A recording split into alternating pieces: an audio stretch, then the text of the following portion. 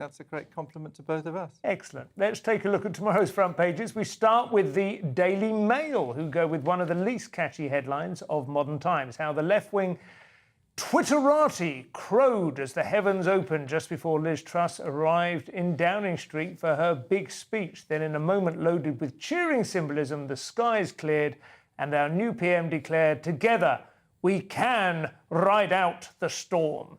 Churchillian, no question. The Telegraph goes with, "We can ride out the storm," without the preparatory paragraph. The Guardian, "Into the storm. Truss vows to solve cost of living crisis."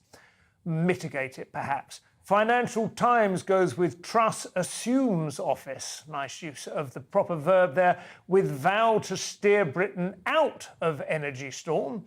The Times, "We can ride out the storm." The Mirror, we have on the screen there, "Now fix the Britain you lot broke." Times Now, I think. There we are. "We can ride out the storm." The Daily Express, I think, coming up next, goes with, "Together we can ride out the storm." And freezing energy bills at £2,500 will definitely help. Will it, though? And finally, the Daily Star. It's hard to believe after the last few years, but we're now running out of clowns. Terrifying proposition. Britain facing shortage of red-nosed fools. And those were your front pages, ladies and gentlemen. We will take a look inside.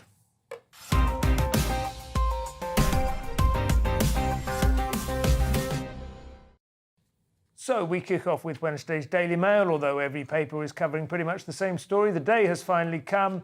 A new Prime Minister, Josh. Let the bells ring out. Yes, we have a new Prime Minister. She is called Liz Truss. Truss? Liz, like a truss? Liz Truss, I think. Liz like Truss. Like a thing old men wear in order to give them that's confidence and support. That's a new Prime Minister. And yeah, as strong as the storm will be, Britain is stronger. Right. And she's doing some good alliteration there. She's talking about brilliant Britain. The question is, yes, Britain is stronger. Is she the person who's going to get that ship through the storm? We'll see. Yeah. She did a little... I sort of see this as a bit of a dig towards Boris Johnson. She said history will see him as a hugely consequential Prime Minister. not as a good one, yeah, but as consequential. Well, he certainly was that. Yeah, but the one thing she said, look, I don't... You know, I'm not a Tory, but... let's see what... I don't know enough about her. I don't think people do necessarily, even though she's trying to sort of go on the whole Maggie tip with a sartorial sense. But she says here, "I'm determined to deliver." Well, OK, let's see what she's going to do, or what...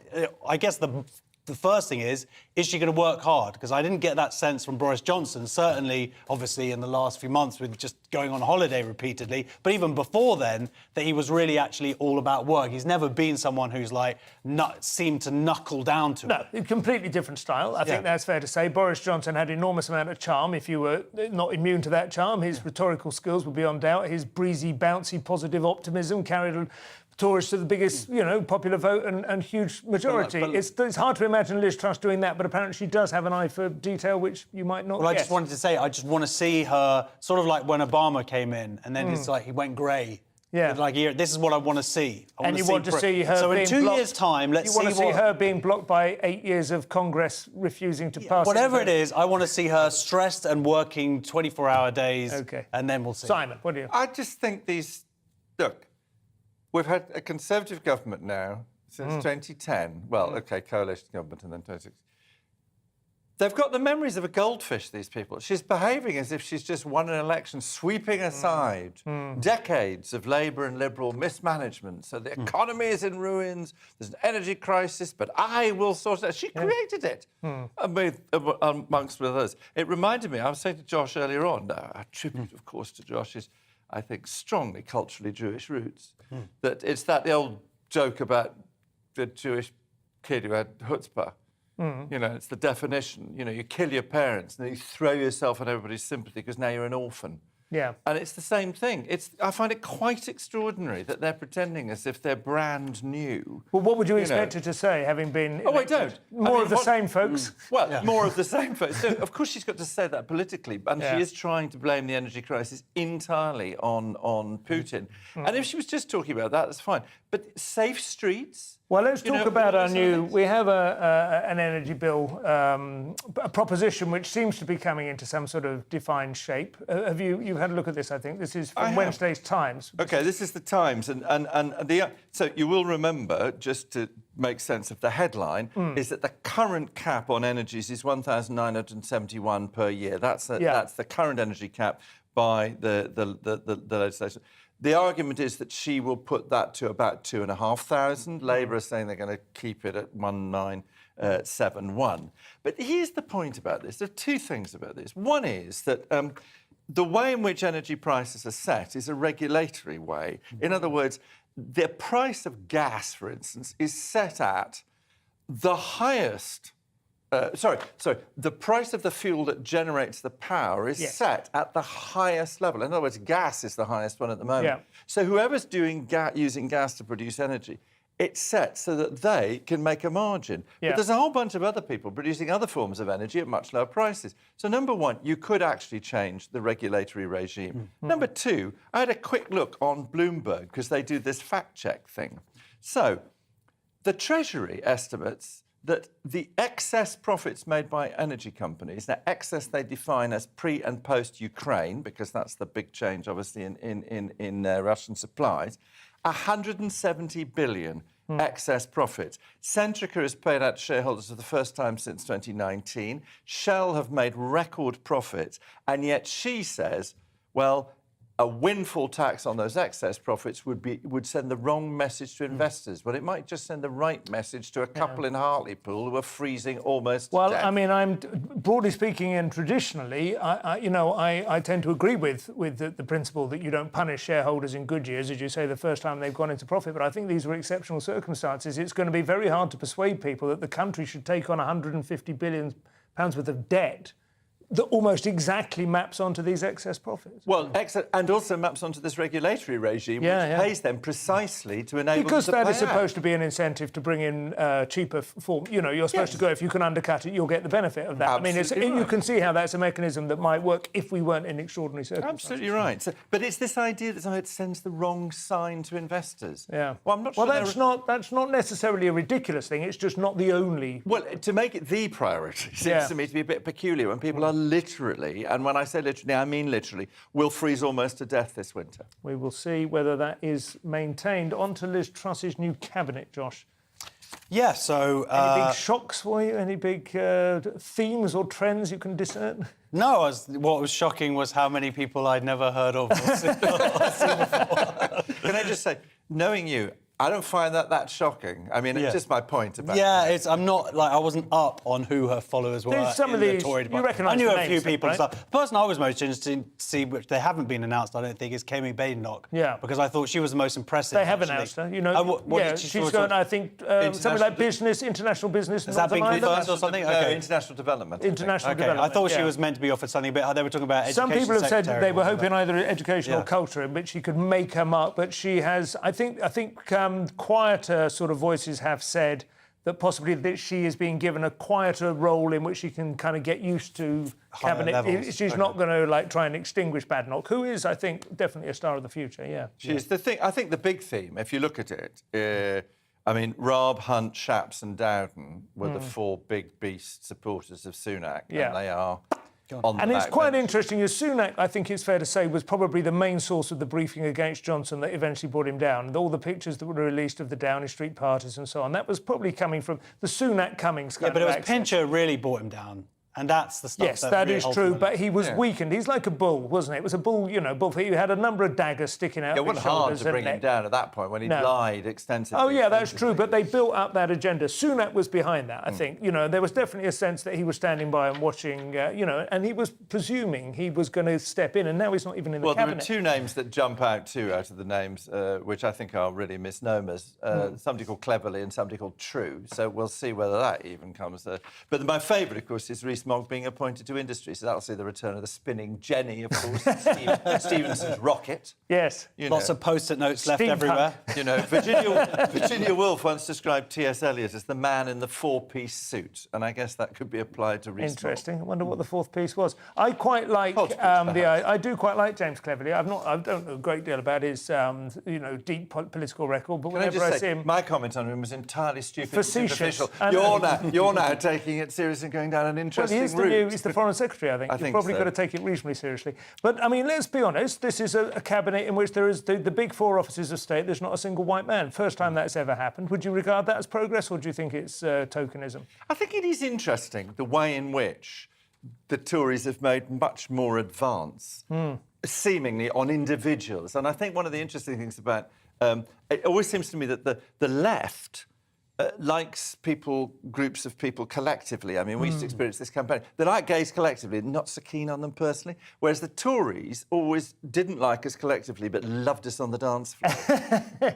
On to Wednesday's Scotsman, and Nicola Sturgeon, Scotswoman, I would have thought, has plans of her own to tackle the cost of living crisis. Simon, what she? Well, I was rather excited by going on to Wednesday's Scotsman, to be honest. Yeah. That was a moment of little flushing blush. Straight off the dance floor. The thing with Nicola Sturgeon is, there's two things about her. One is she's endlessly promising this referendum, which she would absolutely hate to win, because at that point she'd have no one to blame. But the thing that really gets me about this is that what she does always is just find some populist... Can you just sort of tell what we've got? Sorry, what the headline is? Yes. Sorry, but beg pardon. She has announced a rent freeze... Right. ...in order to tackle the cost of living. But what they're going to do is... But a rent freeze on social housing? No, and on private rented housing. Really? Now, the point is, I only say this because I am a chairman of a housing association in South East London. And what happens, and the British government did it, the UK government did it a few years ago, they froze rents to look popular and say, we're protecting people. They're not protecting people at all. What they're doing is they're stopping, they're butting into the business model. The way you work a housing association is you collect fair rents or social rents, and you use the surplus that you get from that to develop more social housing, which means that actually increases the supply of housing. Heavy breathing through the noses of the oil companies, whose business model they would probably describe in very similar terms. No, but hang on a second. If social housing's purpose is to try and house people currently in good housing and then provide for future people who can't get onto the housing market, the one thing you don't want to do is choke off the means of supply. And the means of supply is using the investment from the profit on rent. Similarly, if what you do is you freeze rents on the private sector, people just take their houses off the market. Yeah. It's happened in Ireland, isn't it? Yeah, so she's grandstanding, but actually what she's doing is reducing the overall supply, and which also, is what the problem is. Like, nobody has been saying that the main cost of living crisis is around rising rents, right? I mean, it's always a background issue. There's always people who grumble about it. What do you think, Josh? Yeah, no, I mean, it's definitely grandstanding. And but she's also saying that there's going to be a moratorium on evictions as well during winter. And it sounds good, but yeah, this is already Landlords Association has said that a bunch of people are now just taking their houses. Yeah. So, but and landlords don't evict people just for the fun of it. But of course, this is what you're sort of saying is supply and demand. You know, they haven't been supplying the market. That's down to her. They've been in power now for 15 years, and they haven't built the social housing needed. Exactly. And the other thing too is, of course, that a lot of people who live in social housing, they have rents paid by benefits. Yeah. As it should be, because they're poor. So it goes in circles anyway. It goes in circles. Wednesday's Guardian now. Did Boris leave some clues as to his future ambitions in his goodbye speech, Josh? Finally, we get onto some decent classical... Yes, finally. Cincinnatus. Yes. But yeah, so... it's actually pre-Roman Empire, isn't it? Yeah, so he was sort of famous for being called in, and he was working on a farm, and then he went in and sorted out the it was actually against the people, wasn't it? He was a senior senator, or whatever they had in those days, and then he retired, went to the farm, and he was quite old, and there was a panic. He came back, sorted them out in a day, and then handed off his dictatorial power and said, all right, I'm going to go back now. So and then this they is called him later. Boris's little... So that's his little thing, and everyone's sort of looking into that and sort of going, wait a minute, does this mean that he's saying that they're going to be calling him back in a couple of years? So we'll see. Two things about that is, I think you made the point earlier on that he's not a great applicant to detail. So I suspect he never finished the story, just like the first bit. Oh, no, I'm afraid I don't believe so. I think if you're talking Latin and Greek, he actually knows what he's talking about. But the other thing that worried me was that when Cincinnatus went back to the countryside the first time, the story said that he returned to his plough, which frightens me for the number of children that Boris Johnson may or may not have.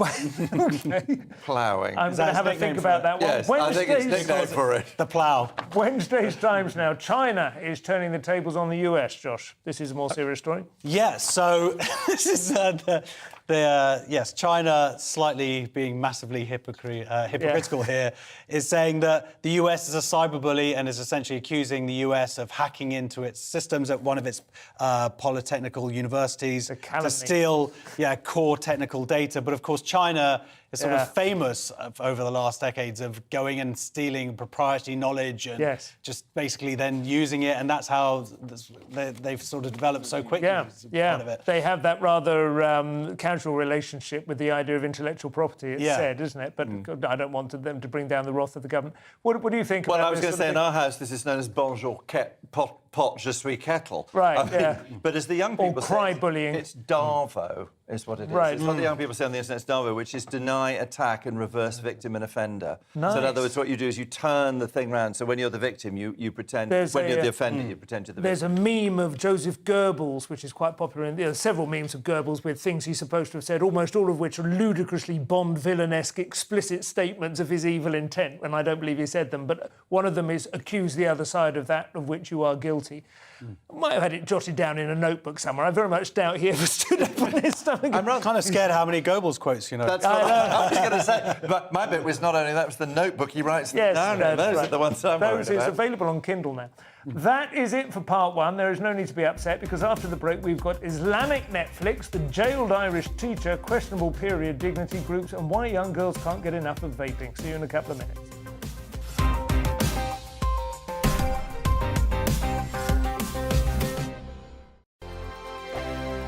We are GB News. And we'd like to say thank you to each and every one of you for helping our great nation find its voice. We're absolutely everywhere. Across England, Scotland, Wales and Northern Ireland. On TV, on radio and online. We're proud to be the People's Channel, Britain's news channel.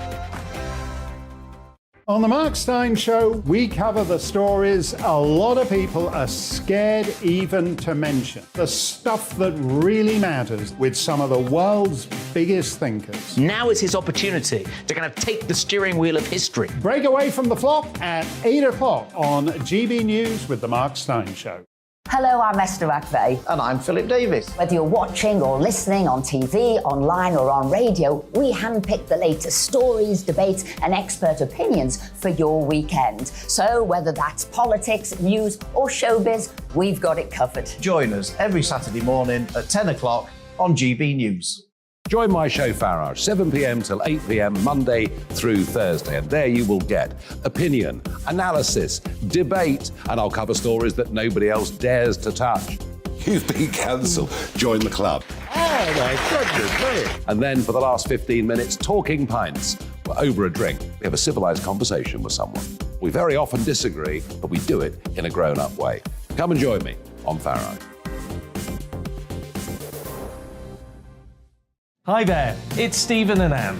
At breakfast from 6 a.m, you'll always be caught up with everything you need to know, the latest headlines, opinions and debates. We'll bring you the good news and the bad, but most of all, we're here for you. Remember, send in your views and let us know what you would like us to talk about. That's because we're your news channel. And every morning at 6 a.m, it's breakfast on GB News.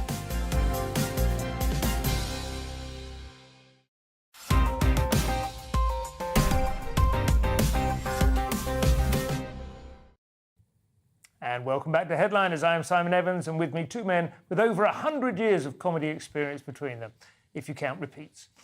Josh Howie and Simon Fanshawe, OBE. So Wednesday's independent now, and apparently Netflix has some problematic content if you're in Saudi Arabia, Simon. That's right. Well, the Gulf Arab countries have asked Netflix to remove, quotes, offensive videos. And when they say this is a group of, it's the Gulf Cooperation Council, which is, I think, 6 of the ones.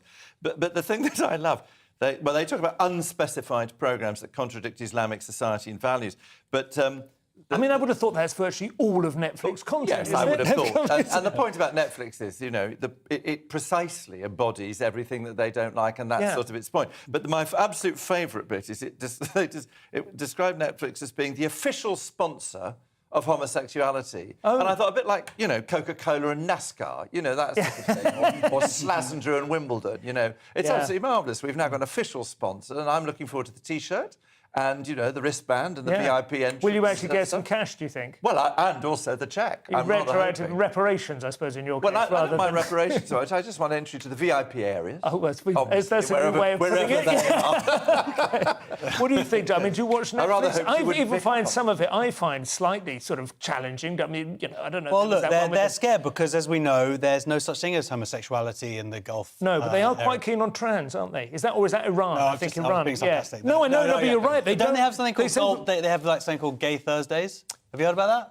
What, in Iran? Like in all of the Gulf The Saudi? states and stuff. Oh, I don't know. Yeah, basically because I think on Friday you're allowed to sort of atone for your sins of the week. Oh, right. So gay on a Thursday? So gay on a Thursday, yeah. So that it That's doesn't sensible. sink in for more than 24 hours. When you and say then sink atone in. yeah. I reckon we should do a deal, though. I mean, you know, we won't do any homosexuality if they won't do any public executions. How about that? Yeah. We could negotiate that. Sort of Lysistrata. That's what I mean. You know, quid pro quo, I think. It was sort of Erasmus. Or quid pro queer. We start this. Sorry, we've missed that one. I'm so sorry. I'm cracking up. Oh, we do want to do that one. OK, I'm getting my ear bleeding. 3 R's and a pretty solid showing from the home team. Yeah, so this is in the Telegraph, and the new SATS results have come out saying that they've actually split this into two stories, but essentially in primary school, 58% of English native speakers have met the overall expected standard after lockdowns. OK. So there's a That's few not things many. that... No, it isn't many. And what's interesting is whereas with GCSEs and A-levels, they kind of changed the results to fit what happened, they actually kept the same tests. Okay. So there's been a big decline. And there's really two stories here. The story they're leading with is that actually people whose English is their second language have done better than native English speakers for the first time. On quite language-specific tasks? No, in maths, reading and writing. Well, those are... I mean, that's pretty cool. Yeah, than that. But also... For me, the bigger story, as big a story, is the fact that there's been this big decline because, of course, schools were closed for 2 years. And so is the implication that children for whom English is a second language live in families who are more ambitious for their education. Absolutely, yeah. And they're saying so. Indian People Indian descent and people Chinese descent have done like the best. Like, I think 74% achieved it with people with Indian parents. Wow. And then Chinese was 70%, and that makes sense. Yeah, it's an aspirational. Yeah, they don't just take it for granted that their kids can speak English. But I just wanted to say that I got a 9-year-old. And, for me, homeschooling 3 kids over that time, the 9-year-old is the one who suffered the most because it was that crucial couple of years. He was 7, 8, his spelling's still behind, and it's so hard to be up on it. And I'm genuinely scared that he's going to carry that disadvantage forward for the rest of his life. It's hugely stressful homeschooling kids if you're not used to it. If you take it on as a thing that you want to do for whatever reason, then you're well adapted to it. But No, what I was going to say was that I mean, it doesn't surprise me about these kids who've got 2 languages. I mean, they're clever kids. And they regard learning English as a lesson. I mean, they do it and they get on with it and they're clever. A couple of things I thought. One was that I am absolutely still staggered by people talking about the ambition of immigrant families. I mean, some of these people, have been here for 9, 10 generations. I mean, how long do you have to be here before you're not a blow-in? Their children are saying their English is a second language. So yes, it may well be. That their parents are first-generation immigrants. But it doesn't say that. Well, it must be. Otherwise, if they've been here for 8 or 9 generations and they're not speaking English, that would be a bit... There are still... My Yiddish is not so... There are still families. But my main point was going to be, was that if you look, there's another test that the Office for National Statistics do, which is called the Attainment 8, and it divides it by the ethnic categories, and then it divides it in turn. You can also look at it by free school meals. Yeah. So if you look at the attainment and then you look at what you could call the poverty penalty, the poverty penalty for being poor and black in that respect is round about 15%. When I say black, I mean that's the ethnic category they use in the census. If you're white and on free school meals, it's 30%, which re-emphasises yet again that actually if you're poor and white, there's a serious problem. And that is to do with culture. It's not to do with being white. It's to do with the culture in which those kids from years and generations of unemployment have grown up in. Yeah. I agree. That is something that we really do need to engage with, I think. Wednesday's Express now. More school shenanigans over to Ireland for the latest outrage in compelled speech. OK, well, it's a complicated story, this, in the sense that this is about this Irish teacher. He's called Enoch Burke, I think. He has been jailed for contempt of court. So just quickly what the story is this. Enoch Burke comes from a family of Burkes. They are Martina and Sean Burke, and there are 10 children, of which Enoch is one of them. They are Christian evangelists, OK? And they have a history of protesting in all sorts of different ways, particularly about homosexuality, but in this case, it's obviously about transgenderism. And they do it in a very noisy and loud way. In this school, there was a child, and the parents and the teachers and the child wanted to be called they or her or him or whatever it was, but they wanted their pronouns changed. This guy refused to do it. And he did it in a very, very noisy way, in the sense that in a public big dinner at the school, he berated the head teacher. He made a big thing of it. OK, that's one aspect of the story. Should he or should he not have actually towed the line, and is it compelled speech? What then happened was that actually they suspended him pending an inquiry. He was then told, as part of the inquiry, that he was not allowed to come on the school, and the court ruled that he shouldn't because he was being disruptive. Right. He broke that order. That's why he's been jailed. OK. So it's just really so important. he's in contempt of court? He's in contempt of court because he went back into the school. Yep. So there are two stories here. Understood. One is the question about, speech and compelled speech. Do we go along with, changing pronouns? And I couldn't find out how old this child is, because for me, I think that's quite an issue about whether the child has got some sort of degree of agency. Well, he says here, transgenderism is against my Christian belief, but which is interesting because from what I understand of what's going on in America is there's a lot of evangelical people who are actually, because they're so homophobic, they're actually pushing their children into being Well, that's exactly what I was just saying about Iran. Yeah, but that's exactly like that. And sort of saying, I don't have a gay son, I've actually got a daughter. And that makes it OK for them. Yeah. So it's quite interesting. It's a tricky one, and I totally take your point. And if a school has decided to go down a certain route and feels this man shouldn't be on site, and then he starts barging in, then, it's hard to avoid the next stage being policed. But it's an extraordinary idea, isn't it? I mean, I was just thinking, 5 years ago, if he was to say that a teacher was now being led away, from his school for refusing to call a girl a boy or whatever. Well, set aside and in the going Ireland, to it's a prison, place it's which has, I don't think his Christianity should be treated that lightly. I mean, it's clearly something that they feel he feels quite strongly about, and it's been quite well established in Ireland. It's one of these really problematic things, because there's another thing. There's a thing about whether you object to it, whether you feel it's acceptable to go along with changing, in other words, what's called social transitioning children at a young age, whether that is actually a positive and useful thing to do, or actually it's a very negative and damaging thing to do. That's one argument. The second is the style with which he did it. I mean, they are endemic protesters, and my favourite one was that they protested outside a mural in the centre of Dublin of two men kissing, but the reason they protested was they said it didn't have planning permission. So I'm going to apply for planning permission to my local council now to get my goodnight kiss from my husband. And before you enter the VIP area. Yes, and absolutely, and nothing. No comment on erections. with your plough. With my plough.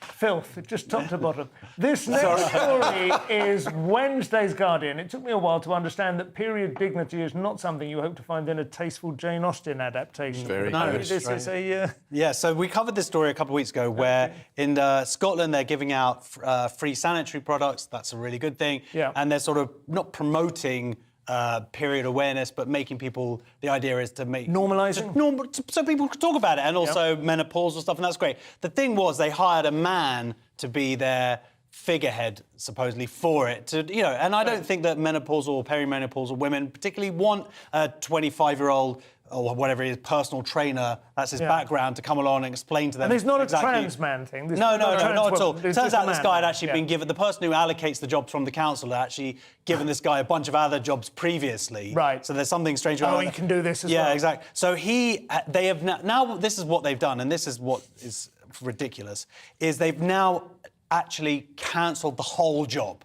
rather than just going, you know what, maybe this man wasn't the best person to talk to women about their periods and whatever. They've said, you know what, we're getting rid of the whole job. Rather than just going, why don't we hire a woman like we should have done in the first place? And the other thing they've done is a spokesperson for the group is saying it's regrettable that given the threats and abuse levelled at individuals. Now, I've been following this online on Twitter and whatever. There haven't been threats. There hasn't been abuse. That's always nonsense. There's been ridicule. There's been complaints. Lots of and ridicule, yes. But there have not been threats and abuse. And when it gets pushed and they sort of pretend that this narrative of that is classic Channel 4 play. But and just well, be I wouldn't say absolutely Channel clear. 4 play. I would say classic sort of. I would say this comes from. This is Darvo again. What this is doing, it's turning it round. But can I just clarify just one thing before I let you speak? But can I just clarify?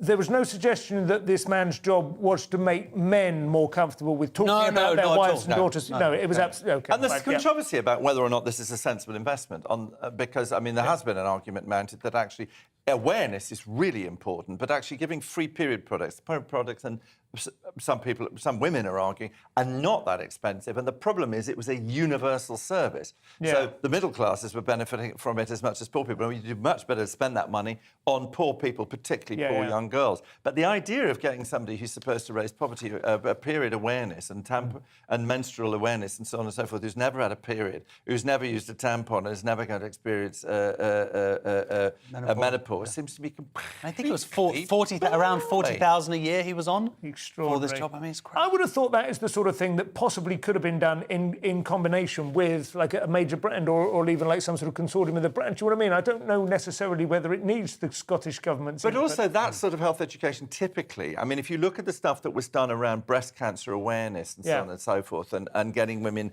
along to, you know, and lumps in their breasts and so on and so forth, that was done in a whole set of community organisations, networks, whatever. It wasn't done by promoting people to 50,000 a year jobs. Or whatever. Absolutely right. Wednesday's Daily Mail would like to sell this one as a scare story, obviously, but I have to say I draw some satisfaction from this. Well, what we're saying here is that 1 in 10 secondary school pupils in England now use e-cigarettes, vaping cigarettes. But instead of smoking, right? Instead of smoking. They're not smoking actually, E's. It should be said that...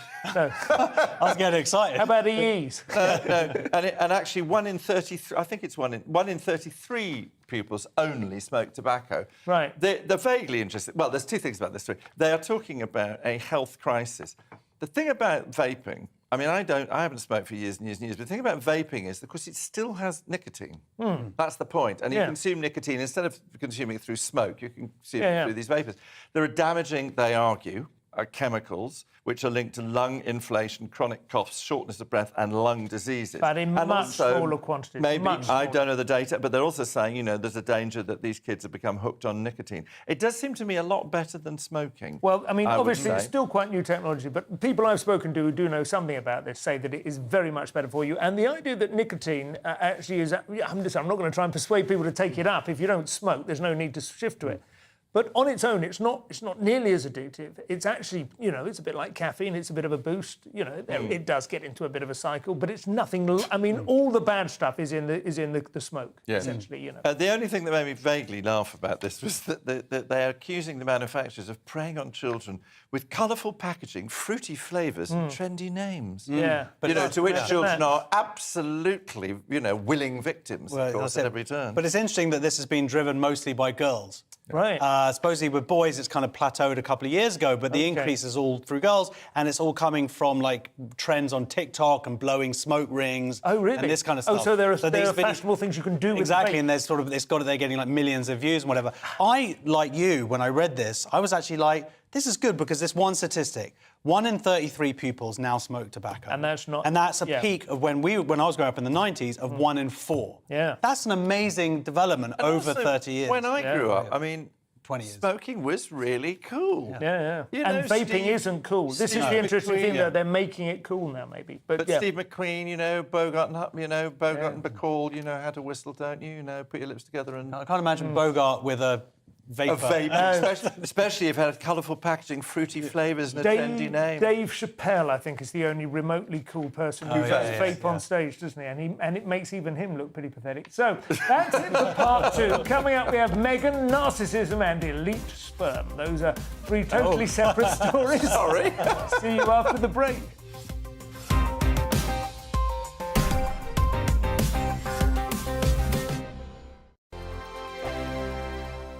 We are GB News. And we'd like to say thank you To each and every one of you. Helping our great nation. Find its voice. We're absolutely everywhere. Across England, Scotland, Wales and Northern Ireland. On TV. on radio, and online. We're proud to be The People's Channel. Britain's News channel.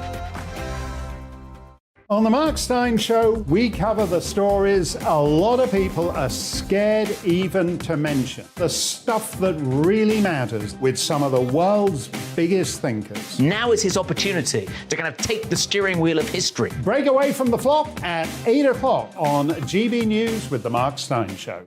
Hello, I'm Esther McVeigh. And I'm Philip Davis. Whether you're watching or listening on TV, online or on radio, we handpick the latest stories, debates and expert opinions for your weekend. So whether that's politics, news or showbiz, we've got it covered. Join us every Saturday morning at 10 o'clock on GB News. Join my show Farage, 7 p.m. till 8 p.m. Monday through Thursday, and there you will get opinion, analysis, debate, and I'll cover stories that nobody else dares to touch. You've been cancelled. Join the club. Oh my goodness me. And then for the last 15 minutes, talking pints. We're over a drink. We have a civilised conversation with someone. We very often disagree, but we do it in a grown-up way. Come and join me on Farage. Hi there, it's Stephen and Anne. At breakfast from 6 a.m, you'll always be caught up with everything you need to know, the latest headlines, opinions and debates. We'll bring you the good news and the bad, but most of all, we're here for you. Remember, send in your views and let us know what you would like us to talk about. That's because we're your news channel. And every morning at 6 a.m, it's breakfast on GB News.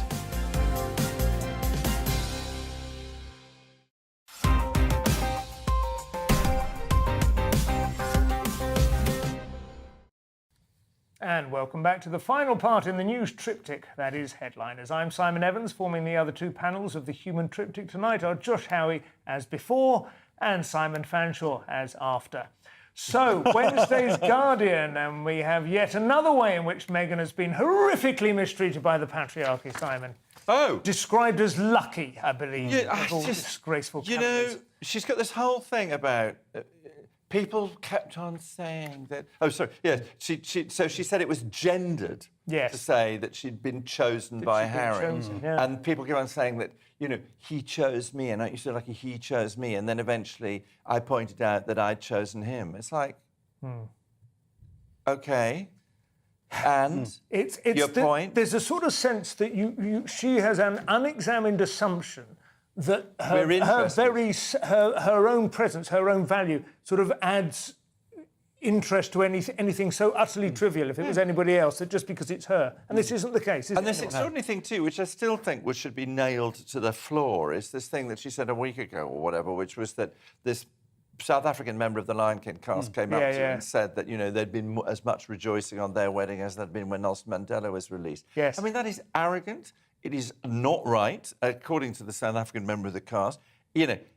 No, he said he'd never met her. Yes, it was preposterous bit of self-aggrandisement, you know. Yeah. If someone were to say anything like that to one ever, you just go, well, that's very nice, but obviously that's an absolute nonsense, and then you never repeat it. You know? There's a sort of level of egocentricity about it, and I'm not going to compare Meghan Markle with Andrew Lloyd Webber, but I used to interview Andrew Lloyd Webber quite a lot, and he's absolutely great, and he's a fantastic gossip, and he's a brilliant bloke. I mean, his success is extraordinary. But he does have a touch of egotism about him. Yeah. And so he has this ability to put himself in the middle of everything. And he did once actually say to me, he said, when Reagan met Gorbachev, you remember the Reykjavik summit? He said, when Reagan met Gorbachev just after Phantom of the Opera opened, which triggered the whole Cold War. We know it was to its conclusion. It was literally, Reykjavik was like... Well, also, she says here that she was like, when she's talking about herself as a kid, she was like, oh, God, I was the smart one. That's what I was. I was so smart, and I was the president of this and that, and it's like, oh, come on. I was the nerdy girl.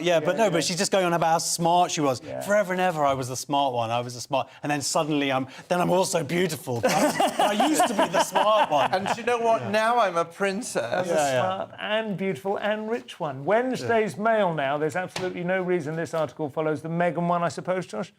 Well, this article is actually coming home with me because that's fine. It's only a photocopy. This UK-based psychologists address how to deal with narcissistic mother. Okay. My mother is narcissistic. Oh, your mother, not the mother of your children. No, my Can I mother. just ask, is your mother still alive? My mother is still alive. So she may well be watching Well, she's so narcissistic that she doesn't even know that I'm on this TV channel. She genuinely doesn't know and doesn't watch it and doesn't care because it's not about her. So I can say whatever I want. But do you think it has damaged you? Massively. Really? Massively. And this article is actually really interesting because, first of all, it lays into some of the factors, this constant need for admiration, entitlement, lack of empathy, how that affects you, because how it affects you as a child, because you sort of supposedly are meant to grow up with this idea that you're the centre of the universe. But well, for the first 2 years. Maybe. Yeah, well, yeah, exactly. Yeah. But if you grew up being very much aware that this other person is the centre of the world, it skewers that relationship. Basically, we're talking about unconditional love. Yeah. And to not get it and whatever. And the only reason, and I'm very damaged,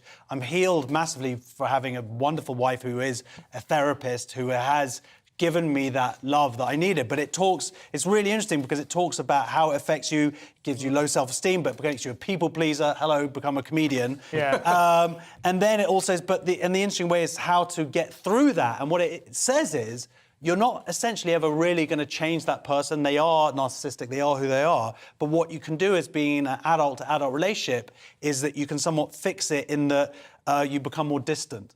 And that's a good thing. Right. And that's kind of what's happened, to be honest, with us. And that's now better and healthier for us. So it's not like, I forgive you, Mum, big hug. No, it's like because you've just accepted it. Because you wouldn't even be able to just go, forgive what? My friend, I had two Jewish New York friends, and they had Jewish mothers and Barry's mother was absolutely fantastic, lovely, lovely woman. David's mother was just exactly as you're describing yours. And the two boys decided to take their mothers to Vegas for the weekend. And after 24 hours, David said to Barry, I can't stand this any longer, because his mother was just complaining.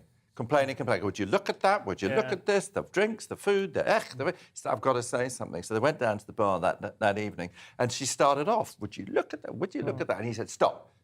He said, you are ruining this whole thing. He said, all you do is criticise. And she looked at him and she goes, who's criticising now? Distance might have worked. On to Wednesday's Mail and zoo news now. Adam. This took me some time. A rare taste of the full spectrum of chimp behaviour. Well, I found this headline very, very difficult to understand, so I'll just tell you. Basically, what happened was there's a father, chimpanzee, and he had a son, and essentially what happened was the son turned against him, rounded up the rest of the chimpanzees, and had his father drowned. They kind of crowded him over, and he fell into a ditch. Is that right? So no, he fell into water. What I didn't realise is chimpanzees can't swim. Yeah, that's right. It never occurred to me to think whether they could or not, but they can't. But the thing that threw me was the article goes, Robert, 47. Yeah. Thinking, well, is that the guests watching? And his son is called Frodo. And he was 29. Yeah. But what I love is the Robert, 47, as if we were talking about a human being. So that's what happened, is that he turned on it. And I looked for, this is very biblical, obviously, the son turning on the father. And one was thinking, apparently it's quite common, that sons will do this. And one can only hope it'll happen to Trump. Well, have you ever seen anything worth reporting in a zoo that's normally so placid? I think I'd feel I got my money's worth. Yeah, you'd be like, look at this guy. Don't get any ideas. I tell my kids, don't get any ideas. But it's interesting, they also, the zookeeper was basically saying, you don't get involved in the group. Why didn't someone jump in and try and save... No. They're like... No. Nature, mate. In a zoo? Well, to be fair, Melanie Ginzel from the zoo did say disputes in chimpanzee groups are part of the zoo. They are. And a highlight. And Wednesday's Times now. So we have a little board up on the door. The next drowning will be from Wednesday's Times in happier dead animal news, Joss. Yes, legal feud over Star Stallion's €18 million sperm. Tortillas, the Wonder Stallion. Now, that was who Boris Johnson was going to invoke if he didn't do Cincinnati. Oh, Everybody goes, okay. "Right." Yeah, he was going to talk about how he Tortillas, would... the Wonder Tortillas, the Stallion. Wonder Stallion. I will go off now like Tortillas, the Wonder Is Stallion. that when he returns to his plough? Yeah, That's about yeah. previous I will Retired go to my to plough stud would actually with work for my... Forrest, wouldn't it? So this horse died in 2020. It's a dressage horse, which Dressage Yes, horse, yeah. champion horse, beautiful Yeah. horse, supposedly, and sired thousands of other horses. They're all now doing supposedly very well. And what happened is that before the horse was sold to the last person, the person before they did it collected a lot of sperm. yeah. And they're saying, wait a minute, when I bought the horse, you should have given me the sperm. I had the rights to all its sperm. All of That's its what sperm. the Yeah, so payment this is sort of what the legal battle It's a is very about. interesting legal It is an battle. interesting thing. But I mean, it's worth it's a- about 80 million. Well, I was going to say, That's it's what a they say. lot of money, this sperm. I mean, 8,000 euros a pop. Yeah. 8,000 euros a pop. And I have to say, when I was a student and popped down to Whiston's clinic, I think it was £3 a shot. But let's see your dressage. Well, my dressage is fantastic. Have you never seen my Lipizzaner I want to see a bit of prancing. Oh, you High must. knees. You want that? I'll definitely do that. I'm a bit arthritic these days, but I'll certainly give you a prance. Wednesday's Mail once more. Ever more fatuous use of mind-boggling technology to give us a bit of elbow room for Well, I'm Mona afraid Lisa. this infuriated me. Yeah. What this is about, I mean, it is brilliant because the technology is extraordinary, but DALL-E, D-A-L-L-E, can now imagine what is outside the frame of a painting. So if you think of the girl with the pearl earring, with which we are very familiar, I think we've got have we got a vid here? Yeah. So if you look at the girl with the pearl earring, what this AI program can do is create what might have been around I her. mean, just to be clear, I think it still follows prompts, as DALL-E does. You give it verbal prompts, and so you say to it, can I have a wood-burning stove, please? You Yes, know, but I mean, we know that she was in a kitchen, we think, Yeah. because she was a domestic. But I mean, if Vermeer had wanted to paint a kitchen, domestic, I love the you way know, you say that. for goodness sake, thank you very much. If you wanted to paint a 17th century kitchen, it would have painted a 17th Well, maybe century he just got a bit kitchen. bored. He might have done. He might have just been like, oh, I can't be bothered. Well, all doing I this that think you're stuff- now." fine. I think if only painted one of the great portraits. Yeah, that we just have the front, in but I want to existence. see the cupboards. Well, buy a catalogue. He gave up too early. Buy a catalogue. Go It's to infuriating. Habitat. I will say, Just Vermeer, all drives his me up the paintings wall. were done using the pinhole camera, right? We know this. It would like have the so he was painting to get the perspective and everything. Maybe there was a limit to how much he could get through that pinhole camera. And Might he have been lived till he was infuriated. 43. I didn't realise that. He died quite young, and he painted Yeah. this picture Yeah, but that's quite like young. in ancient years. That's like Yeah, 105. We've got a few more paintings to look at. I believe if we got one of Leonardo there. Well, Yeah, but that seems unlikely that's science. to me. I That's must science. admit. I just That's find what it. happened. I That's think just it's annoying, isn't preposterous. it? It's the kind of. It's a substitute for imagination. You know, when you see great painting, there's a reason why just that was painted. Isn't it, though, a little bit... It's also a little bit similar to this, the story we were doing last night, I think, about Lord of the Rings prequel, the Rings of Power, in which they've taken an extraordinarily well-loved classic and, I mean, they've taken to some extent from Tolkien's writing, but they're reimagining and they are basically kind of surfing on the back of it with a huge amount of new material which isn't there in Lord of the Rings. And you just think, listen, I'm fine with all you want to do, but why not just do something new? You know what I mean? It's the same. This seems to be a real kind of almost like a pathology Well, it's in modern derivative, culture. isn't it? Rather than original. Constantly Yeah, but to a working with degree, women. every art somewhat takes from before and Yeah. adapts it and moves it forward. But if you were to take, like, Girl with a Pearl Earring and just say, I want to actually have I want to create a whole new VR experience where you can live inside of a 17th century Flemish farmhouse, I think that would be quite something. But you don't have to have the Vermeer painting. Well, Andy Serkis, I happen to know, is, Gollum, is doing this living history project at Coventry University, and they are going to create a project where you will be able to talk with and inhabit, if you like, an environment with historical figures. Yeah. And that seems to be rather wonderful if you can entrance kids. But into that sort of sounds like one of those interaction. things when you visit for the school day and then they're dressed up and go, welcome to the oldie times. yes. Yeah, but I children." think, I think it's more sophisticated. Well, it's bringing in the tech, isn't it? Ye oldie tabard. Will and it, ye oldie you know, porky the pie. kids will still find it absolutely despicable, I'm sure. Wednesday's Guardian once more, and as we inch ever nearer towards a bug and two veg world, who else is leading the way but the Dutch? Yes, the Dutch, the city of Haarlem, is banning meat adverts, any adverts that do meat, because they're saying, the local government are basically saying that it contributes to environmental problems and whatnot. Yeah. So they're global food production is supposedly meat contributes doubly than plant-based stuff. It loses a lot of water as well, doesn't it? I mean, and Netherlands is actually Europe's biggest meat exporter. So there's a slight. I think per capita might be the biggest biggest farm produce exporter in the world. Oh, maybe in the world, but it's definitely the yeah. biggest meat exporter in the EU. Yeah. So there's a slight bit of hypocrisy there.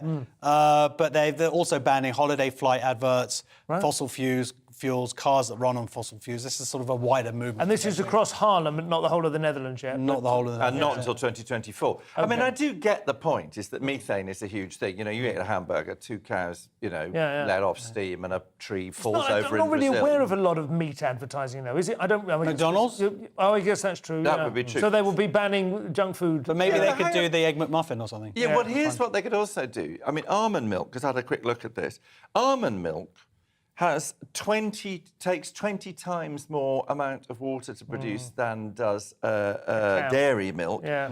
Can I just tell you that in California, the water footprint of one almond is 3.2 gallons of water. Good grief, really? One almond? That's what I found out today. And the other thing that gets me is, while we're on the subject of veganism and vegetarianism, is that could they please find their own words? Yeah. I am fed up with vegan sausage. No, I'm sorry, that is not a vegan sausage, that is a vegan something else. Yeah, I quite agree with you on that. Tossage, perhaps, would be my New suggestion. shapes, new shapes. Barbecue riblets.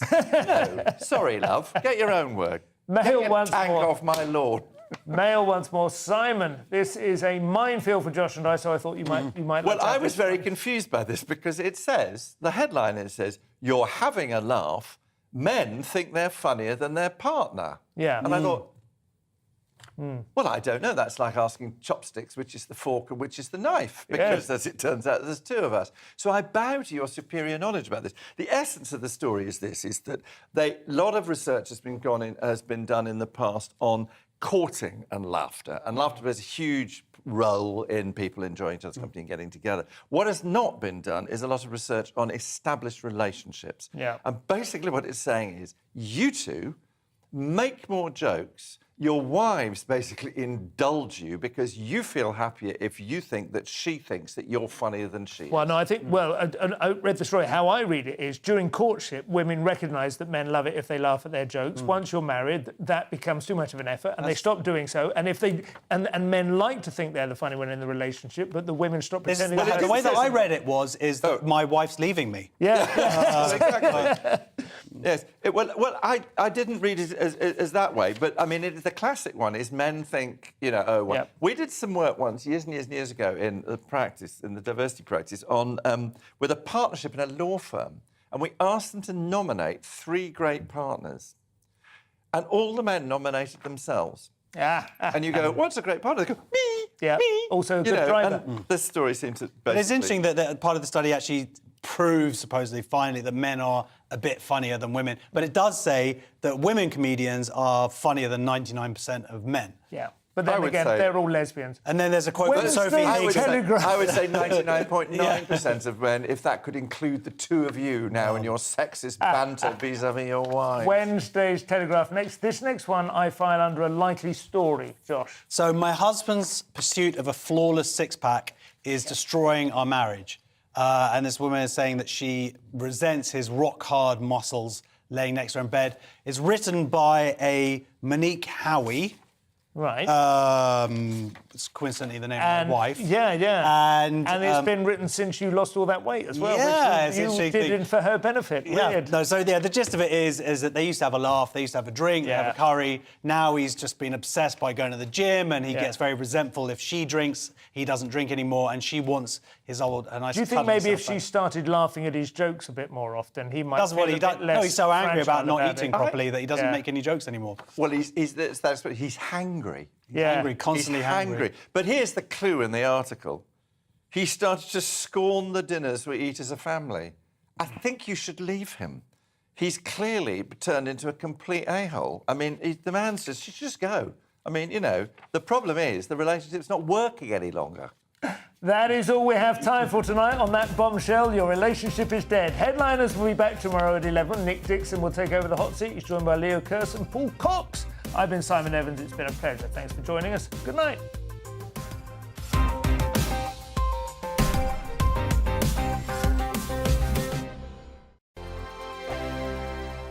I'm Dan Wootton. Join me Monday to Thursday from 9 to 11 for the feistiest and most fun news debate on TV, where free speech reigns. I'll bring you a sharp take on the day's biggest stories, bombshell newsmaker interviews, and A-list guests.